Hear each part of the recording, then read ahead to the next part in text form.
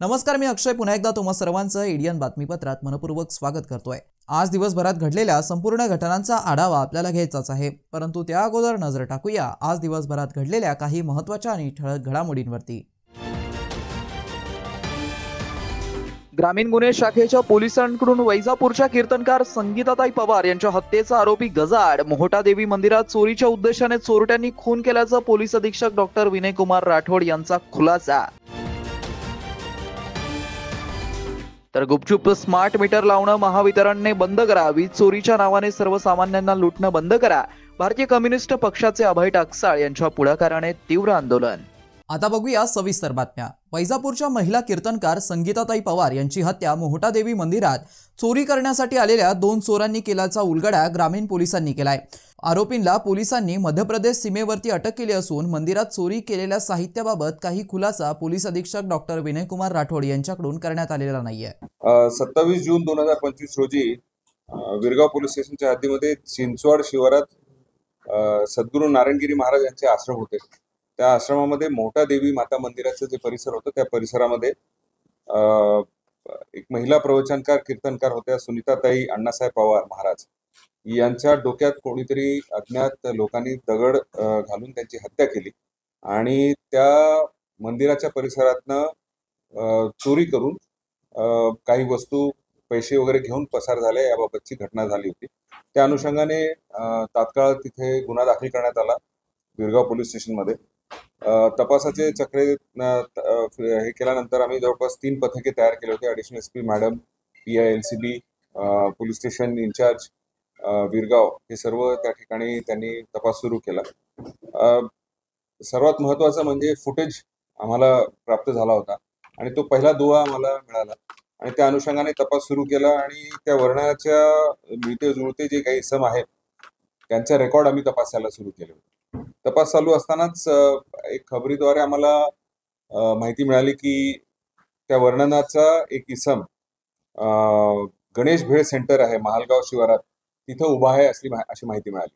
ही काल संध्याकाळची गोष्ट आहे आणि त्या अनुषंगाने मग PI-LCB इन्सिडेंटली तिथेच होते, त्यांची टीम आणि PI विरगाव इन्चार्ज जे होते तेही तिथेच होते। ते तात्काळ तिथे रवाना झाले आणि त्यांनी तो जो संशयित इसम होता संतोष उर्फ भाईला चव्हाण याला ताब्यात घेतलं। त्याच्या अंगझडती घेतली मध्ये त्याच्यामध्ये काही संशयास्पद वस्तू मिळाल्यामुळे त्यामुळे त्याला ताबडतोब ताब्यात घेऊन त्याला विचारपूस केली असता त्यांनी ते कबुली दिली। त्याच्याकडून माहिती अशी मिळाली की त्याचा जो दुसरा साथीदार होता जो की फुटेजमध्ये सुद्धा आम्हाला दिसत होता तो तिथून पळून गेला होता। पण मग त्याला विचारपूस केल्यावर त्याचं लोकेशन आम्हाला तो MP मध्ये जाण्याच्या प्रयत्नात होता हे असं कळल्यानंतर तात्काळ LCBची टीम जी आहे रवाना केली आणि रात्री उशिरा आम्ही त्याला ताब्यात घेतलं। सेंदवा मला वाटतं MP च्या बॉर्डरवरच आपल्या हद्दीमध्ये घेतलं त्याला। महावितरणाकडून स्मार्ट मीटर लावण्याचे काम शहरातील काही परिसरांमध्ये गुपचूप लावत असल्याचा आरोप भारतीय कम्युनिस्ट पक्षाकडून करण्यात येत असून स्मार्ट मीटरच्या नावाखाली सर्वसामान्य जनतेच्या खिशातून पैसा काढण्याचं काम महावितरण करत असल्याचा आरोप करत महावितरण कार्यालयासमोर तीव्र आंदोलन करण्यात आलंय। यावेळी भाकपचे अभय टाकसाळ यांनी त्यांच्या मागण्यांबाबत अधिक माहिती दिली आहे। या सरकारला आता एक पाशवी बहुमत मिळालेलं आहे आणि आम्ही निवडणुकीपूर्वी लोकांना इशारा दिला होता की या सरकारला सत्तेत येऊ देऊ नका, हे सरकार जर सत्तेत आलं तर हे वीज दर वाढवेल, हे स्मार्ट मीटर आणेल। त्यावेळेस त्यांनी खोट्या बातम्या दिल्या होत्या की स्मार्ट मीटर घरोघर लागणार नाही आणि आता निवडणूक झाल्यानंतर स्मार्ट मीटर आता लागले, धडाधड लागलेले आहेत। आणि मग हे जे बोलले होते निवडणुकीपूर्वी ते खोटं ठरलंय। त्यानंतर परत अजून एक खोटं बोलले की तुम्हाला 10% डिस्काउंट भेटणार आहे। कालचीच बातमी आहे की एका युनिटला आम्ही तर 20 रुपये युनिट लागेल असं म्हणत होतो, कालचीच बातमी आहे की 68 रुपये पर युनिट लागणार आहे। एवढेच नव्हे तर आता त्यांनी धडाधड स्मार्ट मीटर लावायला सुरुवात केलेली आहे। आमच्या वाळूज भागामध्ये अगदी खांब्यावर 3 फुटाच्या उंचीवर लावलेले आणि त्यामुळे लहान मुलं खेळत होते आणि आमची आचल आसवले नावाची एक मुलगी ती खेळत असताना तिला करंट लागला, ती चिटकली, तिचा प्राण मोठ्या याच्यानं वाचला मोठ्या प्रयत्नातून आणि आता तिला अपंगत्व येईल की काय अशी परिस्थिती निर्माण झालेली आहे। वाळूज पोलीस स्टेशनला FIR देखील झालेला आहे। 1 कोटी रुपये नुकसान भरपाई तिला दिली पाहिजे, कारण तिचा आता पुढची वाढ होईल की नाही ही सगळी परिस्थिती निर्माण झालेली आहे। अशी आमची मागणी आहे। हे NCCचं कंत्राट रद्द झालं पाहिजे। काय करताय महावितरण?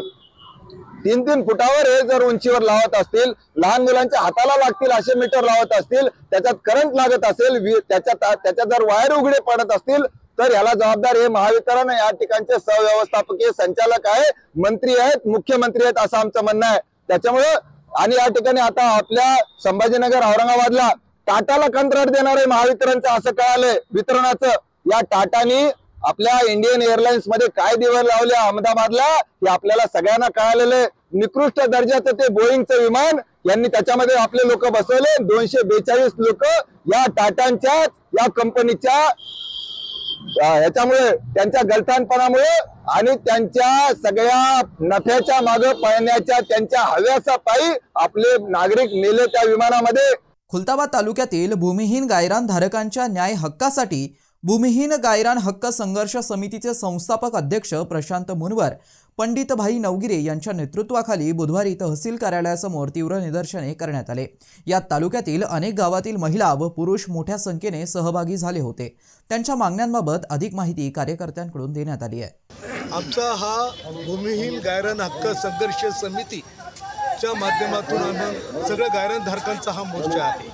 गायरानधारकांचं जे काही त्यांना आजपर्यंत सातबारे मिळालेले नाहीत, यांची एकहीमध्ये नोंद झालेली नाही आहेत आणि म्हणतो आम्ही आजच्या मोर्चाद्वारे की आम्हाला सातबारे गायरानधारकांना मिळालेच पाहिजे अशी आमची मागणी आहे।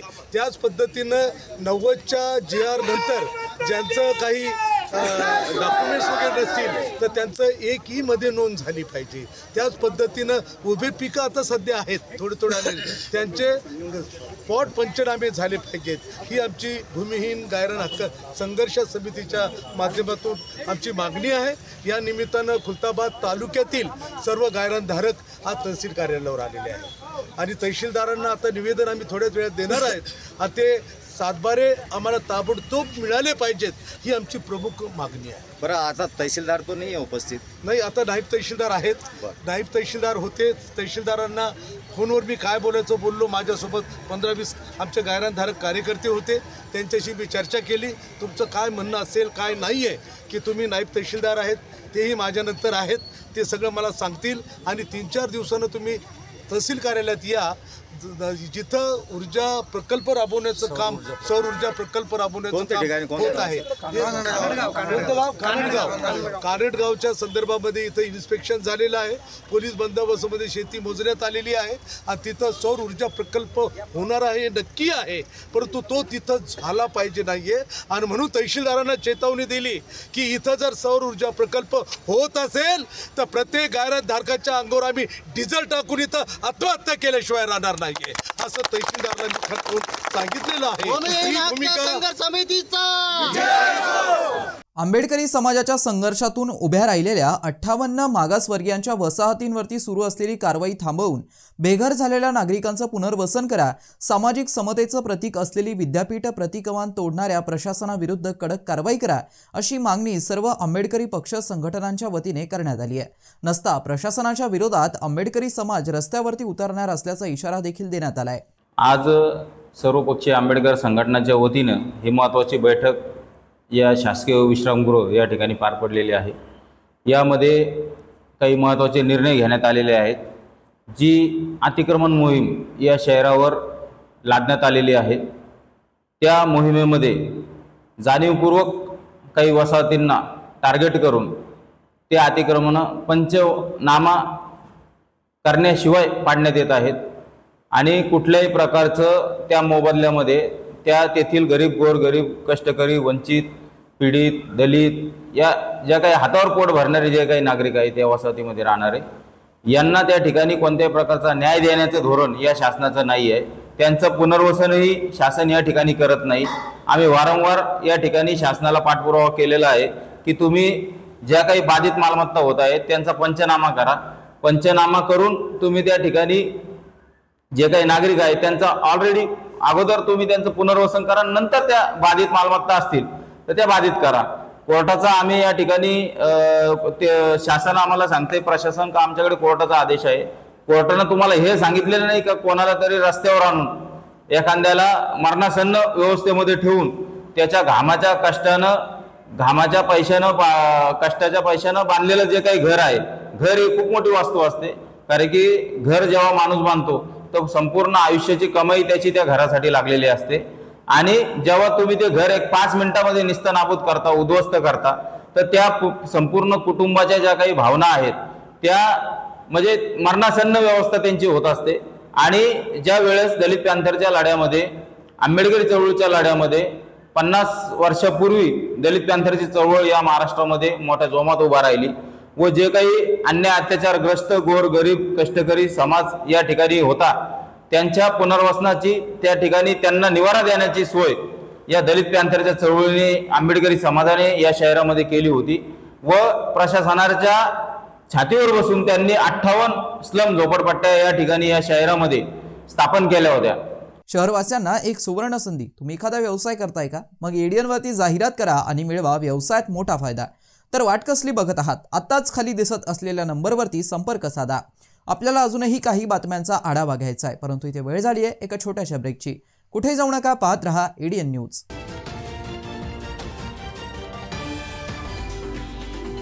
तब्बल 100 वर्षांपासून यशस्वी विद्यार्थी घडवणारे मराठवाड्यातील पहिले महाविद्यालय असलेले शासकीय ज्ञानविज्ञान महाविद्यालय छत्रपती संभाजीनगर या महाविद्यालयात नव्या शैक्षणिक वर्षात अर्थात 2025 आणि 26 मध्ये प्रवेश घेण्याची पुन्हा सुवर्ण संधी। BA, BSc आणि MA साठी प्रवेश खुले आहेत। BA मध्ये निवडा तुमच्या आवडीचे विषय, भाषा विषयाबरोबरच इतिहास, मानसशास्त्र, समाजशास्त्र आणि बरंच काही। मराठी आणि इंग्रजी माध्यमांसाठी स्वतंत्र वर्ग। BSc मध्ये botany, chemistry, zoology, microbiology, computer science सारखे आधुनिक विषय। MA साठी खास अभ्यासक्रम, भूगोल, ग्रहविज्ञान आणि संगीत। शिक्षणाची उत्तम व्यवस्था, कमी खर्चात मुला-मुलींसाठी महाविद्यालयाची प्रशस्त इमारत, स्वतंत्र ग्रंथालय, वाचनालय, अभ्यासिका, मुलींसाठी लेडीज रूम, प्रयोगशाळा, वसतिगृह आदींची व्यवस्था। NEP 2020 ची अंमलबजावणी। MPSC, UPSC पूर्व प्रशिक्षणाची खास सुविधा। स्पोर्ट्स, NCC, NSS आणि स्किल बेस्ड कोर्सेससह तुमच्या सर्वांगीण विकासाची हमी। आजच प्रवेशासाठी संपर्क करा। BSc साठी 94 20 00 01 66 90 21 52 36 93। तर BA आणि MA साठी 98 23 13 96 64 96 57 73 35 55। तर वाट कसली बघताय? आजच तुमच्या उज्ज्वल भविष्याची निवड करा। शासकीय ज्ञानविज्ञान महाविद्यालय। Educate, empower, enlighten. मनोवृत्ती घडवा, भविष्य घडवा। आजच आपला प्रवेश निश्चित करा। 10वी 12वी झाली, आता पुढे काय? शहराच्या मध्यवर्ती ठिकाणी असलेल्या महाविद्यालयाच्या शोधात आहात तर सर्व विद्यार्थ्यांसाठी एज्युकेशनचा मास्टर स्ट्रोक विवेकानंद शिक्षण संस्था संचालित विवेकानंद कला सरदार दलीप सिंग वाणिज्य व विज्ञान महाविद्यालय समर्थनगर छत्रपती संभाजीनगर।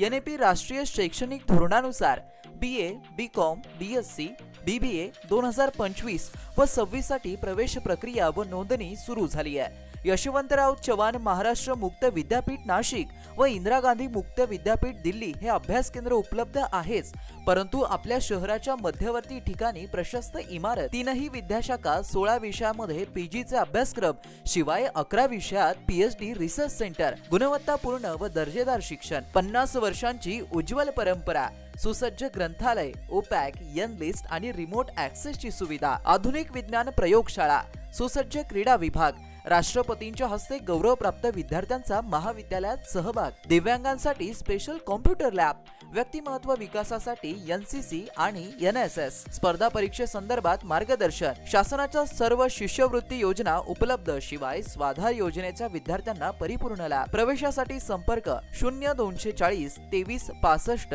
845 0240 23 65 844, 0240 23 65 813, कार्यालयीन संपर्क 0240 23 65 801. आजच आपला प्रवेश निश्चित करा आणि द्या आपल्या करिअरला बूस्टअप. अनेकांच्या मनात स्वप्न असते की देशाची सेवा करायची, परंतु काही लोकच योग्य प्रशिक्षण घेऊन ते वास्तवात पूर्ण करतात. वास्तविक सैनिक बनणे सोपं काम नाही, कारण प्रशिक्षणाच्या मैदानापासून ते युद्धाच्या रणांगणापर्यंत प्रत्येक क्षण संघर्षमय असतो. फक्त जो इमानदार, समजूतदार असेल आणि ज्याची इच्छाशक्ती प्रबळ असेल असाच व्यक्ती या क्षेत्रात टिकू शकतो. प्रत्येक वर्षी अनेक परीक्षार्थ्यांना यश प्राप्त होते, ते फक्त आणि फक्त गरुड झेप अकॅडमी. पंख आम्ही देतो, उंच भरारी तुम्ही घ्या.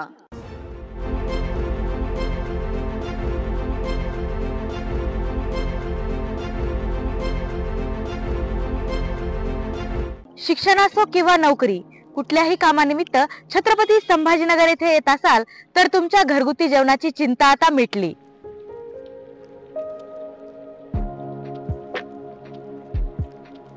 नमस्कार, मी पूजा दाता.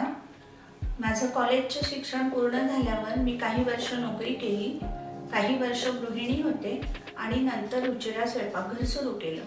रुचिरा स्वयंपाकघर सुरू करण्यामागे उद्देश व्यवसाय हा नव्हता, माझी आवड हा महत्त्वाचा उद्देश होता. तो मी स्वतःच्या जागेत 2009 सालापासून खडकेश्वर येथे सुरू केला. तेव्हा अतिशय छोट्या प्रमाणात सुरू झाला होता तो. त्याचं स्वरूप आता खूप मोठं झालंय. आपल्या आजूबाजूला गव्हर्नमेंट ऑफिसेस, शिकणारे विद्यार्थी हे बरेच असल्यामुळे त्यांना त्यांच्या घरासारखं स्वयंपाक जेवण इथे मिळतं, म्हणून बरेच सारे लोक लंच ब्रेकमध्ये येतात. रुचिरा स्वयंपाकघरात कटाक्षाने मी क्वालिटी आणि क्वांटिटी मेंटेन करण्याचा प्रयत्न करते. क्वालिटी अतिशय उत्तम स्वयंपाकाची राहण्यासाठी ताजा भाजीपाला, अतिशय उत्तम सगळा किराणा असा मी तिथे आणत असते आणि त्याचं रूपांतर आजच्या रुचिराच्या यशाकडे झालेलं आहे. आपल्याकडे येणारा वर्ग हा जास्तीत जास्त नोकरदार वर्ग आणि विद्यार्थी आहेत. ते घरापासून दूर असतात. काही लोकांच्या बदल्या होऊन संभाजीनगरला आलेले असतात किंवा शिक्षणानिमित्त आलेले असतात. तर त्यांना आपल्या रुचिरा स्वयंपाकघरात घरच्यासारखं गरम, ताजं आणि चांगल्या चवीचं, घरच्यासारख्या चवीचं जेवण उपलब्ध होतं आणि त्यांच्या लंच ब्रेकमध्ये अर्धा तासात ते जेवून जाऊ शकतात. इतकाच वेळ तिथे लागतो जेवणासाठी. खूप वेटिंग वगैरे करावं लागत नाही. रुचिरा स्वयंपाकघरात काम करणारी लोक सुद्धा आपल्या घरचं काम असल्यासारखं मनापासून व आवडीने करतात. तसंच रुचिरा स्वयंपाकघरात काम करणाऱ्या लोकांना तिथून जे उत्पन्न मिळतं त्यामुळे त्यांच्या आयुष्याचा चांगला भाग तो झालेला आहे आणि ते अतिशय चांगल्या रीतीने आपलं आयुष्य जगतात. त्यामुळे त्यांना रुचिरा स्वयंपाकघराबद्दल जास्त आत्मीयता वाटते. रुचिरात बनवलेले मसाले 80% असतात आणि 20% बाहेरचे मसाले असतात आणि थोडीशी चव चटकदार होण्याच्या दृष्टीने माझा प्रयत्न असतो, कारण तरुण वर्ग आपल्याकडे जास्त येत असतो. घरगुती जेवणाच्या चवीसाठी एकदा अवश्य भेट द्या रुचिरा स्वयंपाकघर येथे. मस्त मास्क पहना रे तूने. Thank you sir. वो जान बचाने के लिए पहनना पड़ता है ना सर. रेडीमेड है या टेलर मेड है? ऑनलाइन ऑर्डर किया है सर. एक और है ना सर. देना. बहुत मस्त लगे आपको. ये ना सर. सर ना भाई, जान बचाने के लिए बाइक चलाते वक्त सिर्फ खोपड़े पे मास्क पहनेगा तो खोपड़े को कौन बचाएगा? समझ गया सर. हेलमेट ऑनलाइन ऑर्डर कर, वरना हमेशा के लिए ऑफलाइन हो सकता है. Okay sir. ये ले. चल हम ये भी ऑनलाइन भर दे. हेलमेट पहने, ट्रैफिक नियमों का पालन करे, जिंदगी के सफर को सुरक्षित रखे.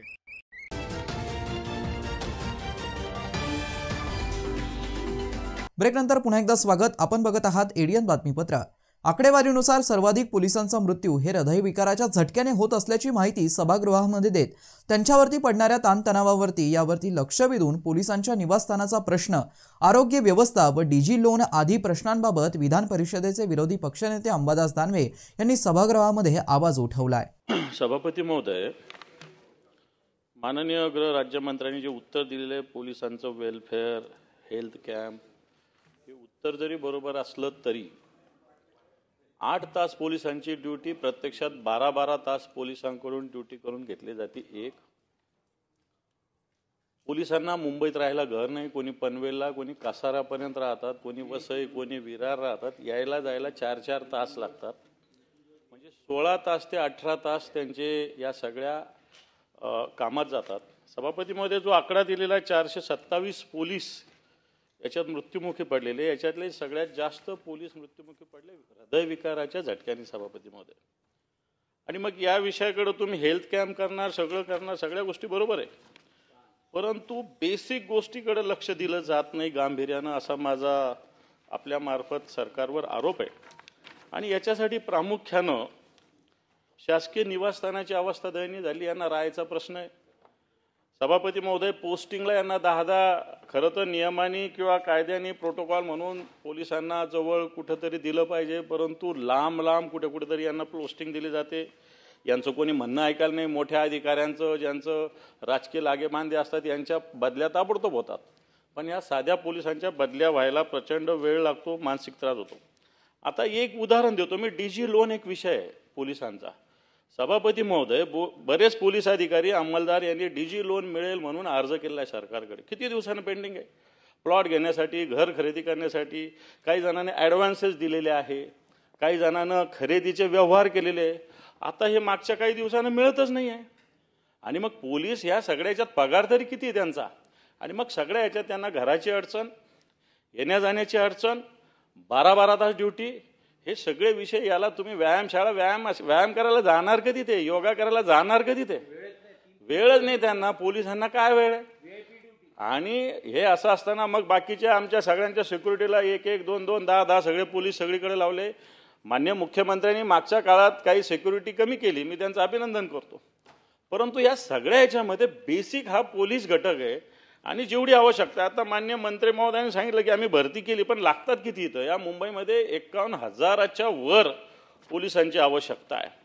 आणि म्हणून एक मानसिक ताण खऱ्या अर्थानं त्यांच्यावर येतो। आणि याच्यासाठी येणाऱ्या काळात, आता माझा डीजी लोनचा मुद्दा आहे, घराचा मुद्दा आहे, 8 तासाच्या ड्युटीचा मुद्दा आहे, याच्याविषयी सरकार येणाऱ्या काळात कडक पाऊल, कारण हा पोलीस हा अतिशय महत्त्वाचा घटक आहे आपल्या समाजातला, आणि याच्याकडे लक्ष देण्यासाठी मला वाटतं अधिकाऱ्यांकडे जसं लक्ष देतो तसंच साध्या पोलिसांकडे सुद्धा लक्ष दिलं जावं, त्याच्यासाठी सरकार पावलं उचलणार। रमाई घरकुल योजनेशी संबंधित कोट्यवधी रुपयांच्या फसवणुकीबाबत इम्तियाज जलील यांनी महानगरपालिकेच्या वरिष्ठ अधिकाऱ्यांशी चर्चा केली। बौद्ध समुदायाच्या खऱ्या लाभार्थ्यांना एजंटचा हस्तक्षेप न होता पैसे द्यावेत अशी मागणी इम्तियाज जलील यांनी माध्यमांशी बोलताना केली आहे। मी म्हटलं, मी तुम्हाला हे काही उदाहरण म्हणून दिलं तर तुम्ही फक्त त्याच्या बाबतीत हे करणार आहे की नाही, आम्ही त्याची दुरुस्ती केलेली आहे। तुम्ही आता सगळं फाईल्स याची तपासा तर तुम्हाला कळेल, आणि तुम्हाला त्याच्यानंतरही नाही कळलं तर मी तुम्हाला दाखवतो की कशा प्रकारचे हे रॅकेट आता सध्या महानगरपालिकामध्ये कार्यरत आहे। सगळ्यांच्या पैसे ठरलेले आहे की महानगरपालिकाच्या या अधिकाऱ्याला इतके टक्के द्यायचे आहे, या इंजिनियरला इतके टक्के द्यायचे आहे, आणि काही नेते मंडळी जे आहे त्यांचा सगळ्यांचा हिशोब ठरलेला आहे। तुम्ही एक फक्त उदाहरण म्हणून हे घ्या की 2.5 लाख, आता माझ्याकडे असे डॉक्युमेंट्स आहे की एका नेत्यांनी 500 फाइल्स तयार केलेले आहे बोगस। 500 फाइल्स इंटू 250 म्हणजे 2.5 लाख रुपये, मल्टिप्लाय करा किती होतं। तर असे किती गोरगरीब लोकांच्या हक्काचे पैसे तुम्ही आपल्या खिशात टाकत आहे, आणि कशा प्रकारे हे सगळं नियमांचं उल्लंघन झालेलं आहे।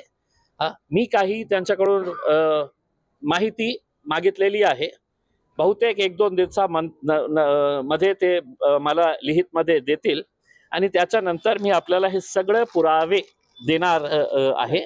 छत्रपती संभाजीनगर शहरामध्ये सुरू करण्यात आलेली ऐतिहासिक अतिक्रमण मोहीम अद्याप सुरू असून मंगळवारी नक्षत्रवाडी ते रेल्वे स्टेशन ब्रिज दरम्यान केलेल्या कारवाईमध्ये एकूण 362 अतिक्रमण छत्रपती संभाजीनगर महानगरपालिकेकडून मंगळवारी काढण्यात आले. दिनांक 1 जुलै रोजी छत्रपती संभाजीनगर महानगरपालिका आयुक्त तथा प्रशासक जी श्रीकांत यांच्या आदेशानुसार आणि नियंत्रण अधिकारी अतिक्रमण विभाग संतोष वाहुळे यांच्या उपस्थितीमध्ये मनपा हद्द नक्षत्रवाडी ते रेल्वे स्टेशन ब्रिज दरम्यान केलेल्या कारवाईमध्ये एकूण 362 एवढी पक्की आणि कच्ची बांधकामे, ज्यामध्ये हॉटेल, लॉज, दुकानं, शेड, कंपाऊंड, ओटा, गॅरेज, वॉशिंग सेंटर, कमान, जाहिरात फलक इत्यादी निष्कासित करण्यात आले. सदर कारवाईमध्ये महानगरपालिकेच्या 200 अधिकारी व कर्मचाऱ्यांचा तर पोलीस विभागाचे 150 अधिकारी व कर्मचाऱ्यांचा समावेश होता. या कारवाईसाठी 10 जेसीबी, 2 पोकलेन, 10 टिप्पर, 2 रुग्णवाहिका, 2 कोंडवाडा वाहने, 2 अग्निशमन बंब, 2 इलेक्ट्रिक हायड्रॉलिक वाहने इत्यादी वाहनांचा समावेश होता. सदरील कारवाईमध्ये नगर रचना विभागाचे उपसंचालक मनोज गर्जे, यांत्रिकी विभागाचे अमोल कुलकर्णी, सहाय्यक पोलीस आयुक्त रणजित पाटील, अतिक्रमण उपायुक्त सविता सोनवणे, सहाय्यक आयुक्त अर्जुन गिराम, प्राजक्ता वंजारी, अर्चना राजपूत, रमेश मोरे, संजय सुरडकर, अशोक गिरी, सय्यद समीउल्ला, भारत बिरारे, राहुल जाधव, नईम अन्सारी, इमारत निरीक्षक कुणाल भोसले, शिवम घोडके, सागर श्रेष्ठ, तृप्ती जाधव, सय्यद मजहर अली, नगर रचना विभागाचे सौरभ साळवे, सूरज सवंगडकर, शिवाजी लोखंडे व नागरी मित्र पथकाचे प्रमोद जाधव यांच्यासह कर्मचारी उपस्थित होते. तर दिनांक 2 जुलै रोजी पुरता अतिक्रमण निर्मूलनाची कारवाई करण्यात आलेली नाहीये. शेवटी पुन्हा एकदा नजर टाकूया आज दिवसभरात घडलेल्या काही महत्त्वाच्या आणि ठळक घडामोडींवरती. ग्रामीण गुन्हे शाखेच्या पोलिसांकडून वैजापूरच्या कीर्तनकार संगीताताई पवार यांच्या हत्येचा आरोपी गजाड मोहोटा देवी मंदिरात चोरीच्या उद्देशाने चोरट्यांनी खून केल्याचा पोलीस अधीक्षक डॉक्टर विनयकुमार राठोड यांचा खुलासा. तर गुपचूप स्मार्ट मीटर लावणं महावितरणने बंद करा, वीज चोरीच्या नावाने सर्वसामान्यांना लुटणं बंद करा, भारतीय कम्युनिस्ट पक्षाचे अभय टाकसाळ यांच्या पुढाकाराने तीव्र आंदोलन. आणि याबरोबरच हे बातमीपत्र इथेच संपलं. पुन्हा भेटूया पुढील बातमीपत्रात. तोपर्यंत पाहत रहा आपल्या हक्काचं बातमीपत्र ADN न्यूज.